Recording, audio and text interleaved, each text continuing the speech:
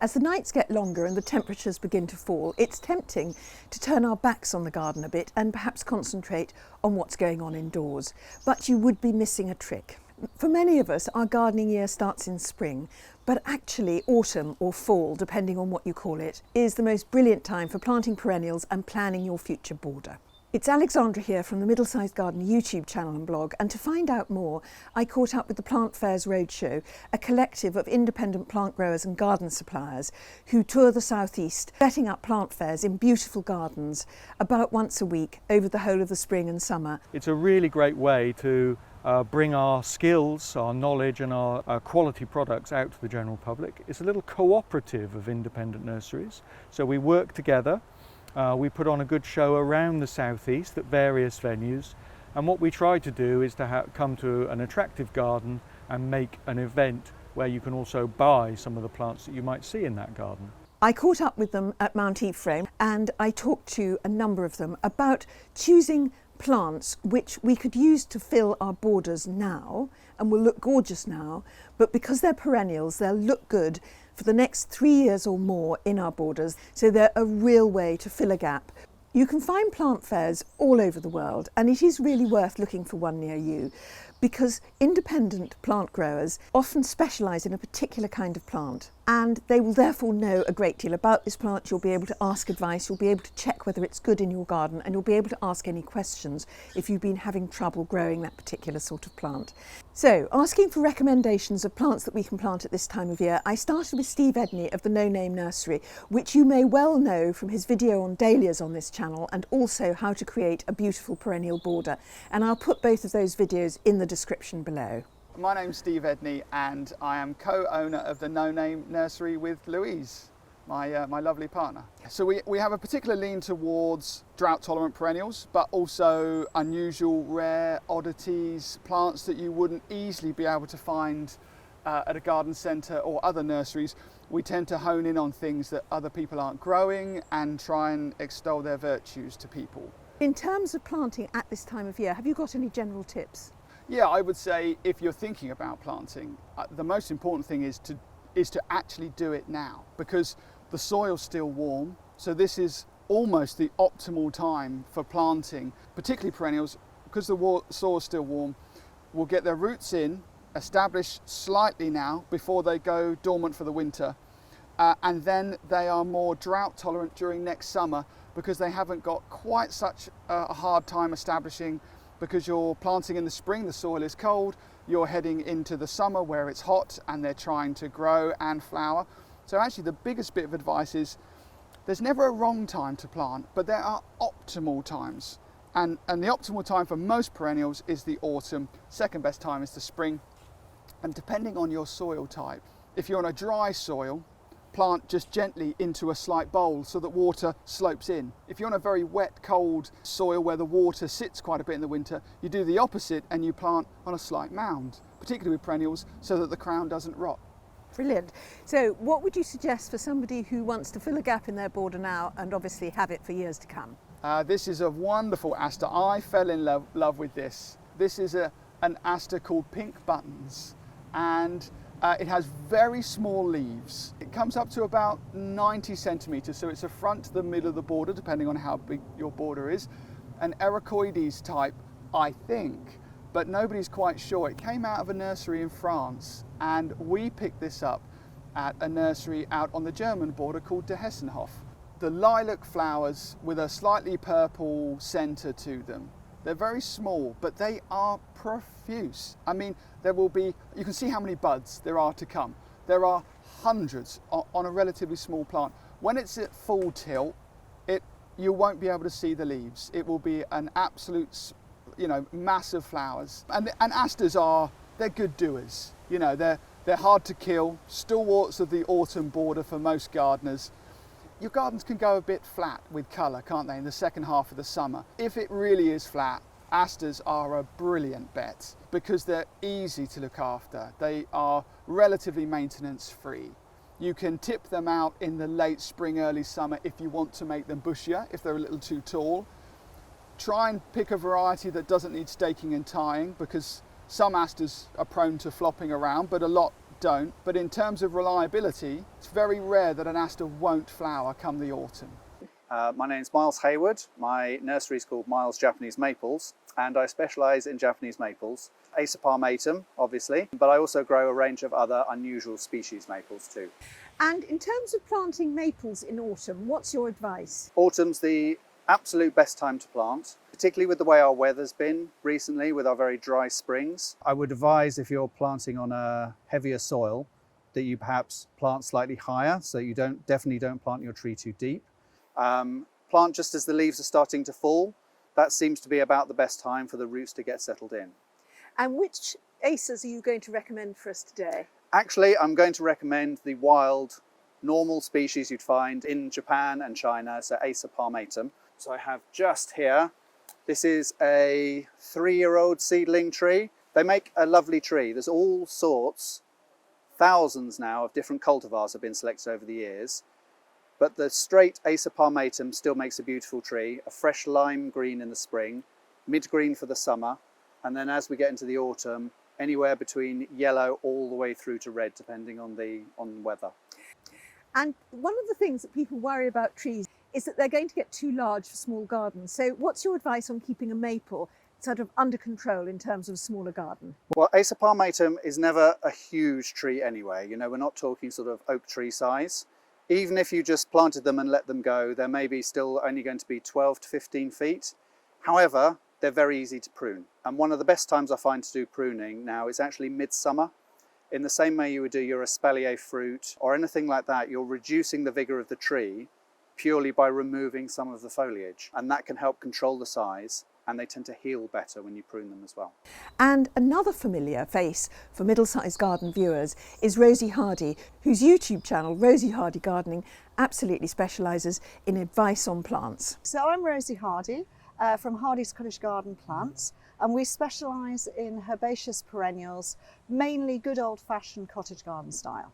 Now, I asked you for some plants that you could plant now Yeah. that look good, would fill a gap in your border, and yet you'll have them for years to come, so they're not like a temporary fill. We have got here a Hylotelephium. This is Hylotelephium Matrona.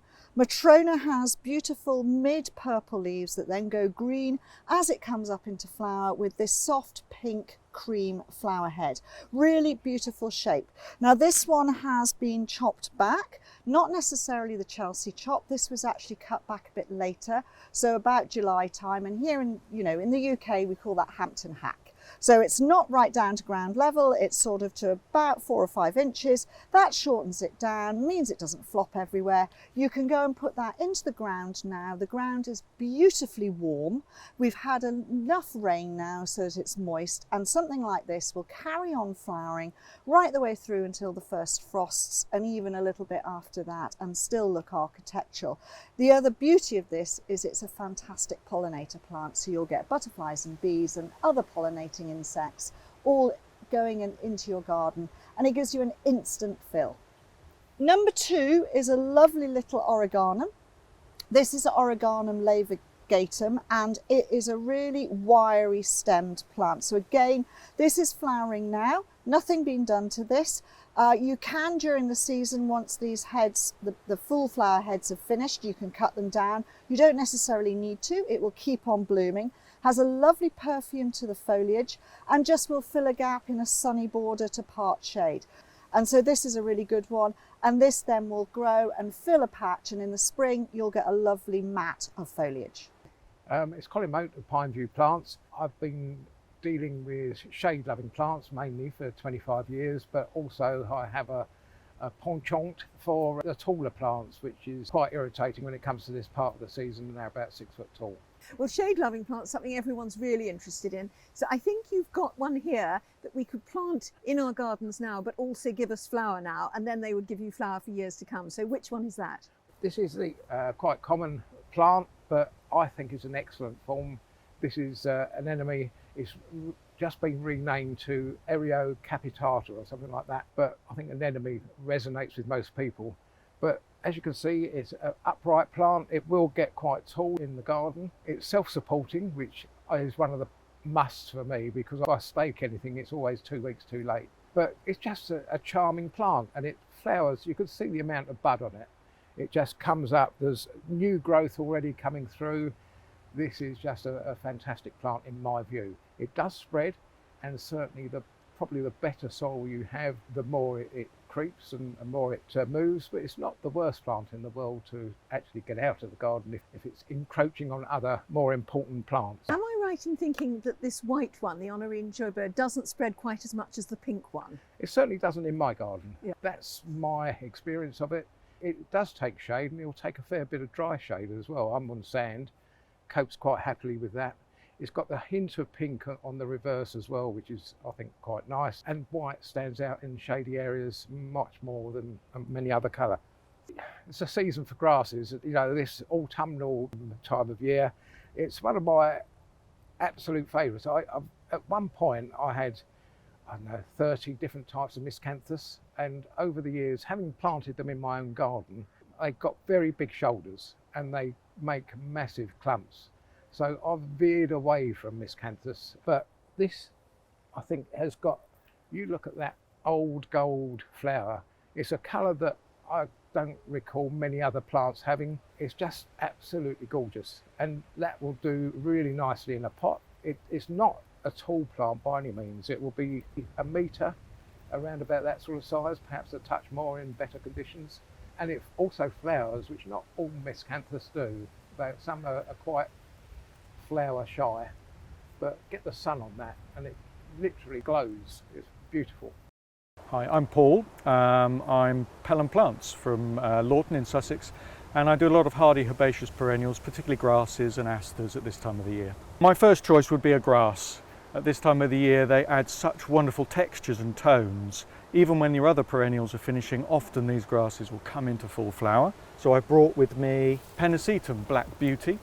Has one of the darkest flowers of the hardy perennials. It's a really tough, quick growing grass that bulks out really well. Doesn't flower until late in the season, so typically not until the end of August, but I forgive it that. I often have other plants leaning through the foliage earlier in the year. But then as the season progresses, we get these big jet black flowers.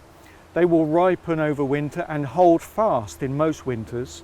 Could be covered in cobwebs and frosts, and really sing out later in the season. And you can often get really good autumn tones on the foliage as well, lots of reds and purples. Various different forms, but I think Black Beauty is the best at flowering and one of the strongest growing. And now some flowers. Yes, well, we ought to have some flowers at this time of the year. It doesn't just have to be grasses, and perhaps coming towards the end of its season, but particularly good perennial is this perennial sunflower. So this is Helianthus Carine, and Carine is a little bit more compact than most of the perennial sunflowers, which can be up to 6 foot or more. This one around about 4 feet tall in the garden, 120 centimetres, a lovely soft lemon yellow flower, fantastic for pollinators, upright, bulks out nice and quickly, has a lovely kind of glow to it when the light fades at this time of the year. So I love it for that. And I think mixing it in with the grasses, which are often tall as well, at this time of the year works really well. So Helianthus Carine is one of my favourites. Dan Cooper is another independent supplier who you'll have seen on the Middle-Sized Garden. He did a fabulous video with us on how to grow tulips in pots, and I will put that in the description below. I'm Dan Cooper, and I'm from Dan Cooper Garden, which is my own company, and I specialise in garden tools and accessories for the garden. So I would say right now is a great time to start planting your bulbs. So while you're planting those bright, colourful perennials to fill that gap, you can be planting your bulbs as well. Sort of October time, it's a good time to be planting daffodil bulbs and hyacinths and alliums and things like that. And then a little bit later on in November, you can start to plant tulips. So tulips like the ground to be cold. If you plant them too early and if the ground is too warm and moist, then they can develop a disease called tulip fire, which makes the flowers get sort of flashes of red and slight mutations in. So it's best to just plant them a little bit later to avoid that. In terms of actually planting bulbs, what's your advice? So I've got two really great tools for planting bulbs. The first is a Dutch planting trowel. So this trowel was originally devised by the Dutch for planting the bulb fields. It has a flat blade, so you put it into the ground like that and you lever it forward, and that creates a planting pocket behind, and you can just drop the bulb in there. And it's very cleverly designed, so it is already 3 times the height of a tulip bulb, which is about how deep you want to plant them, so you can get them exactly right. And a lot of people find that action of going in that way and pulling forward a lot easier and a lot less of a strain on them than planting with a normal trowel. And then my second trowel, this is a tulip trowel. It's called a tulip trowel because of the shape, not because it's only for planting tulips. But this is an absolutely brilliant tool for planting bulbs in ground where there's a lot of roots around and which is maybe quite heavy, because these here will cut through any roots. So if you're planting under trees or in a woodland garden, then this is just the job, because it will help make a nice planting hole for your bulbs. And to find out more brilliant suggestions on what you can plant at this time of year and how to plant it, then don't miss the video at the end of this video where I visit Marchant's Hardy Plants, another independent plant supplier, and talk to Henry Macaulay. And thank you for watching. Goodbye.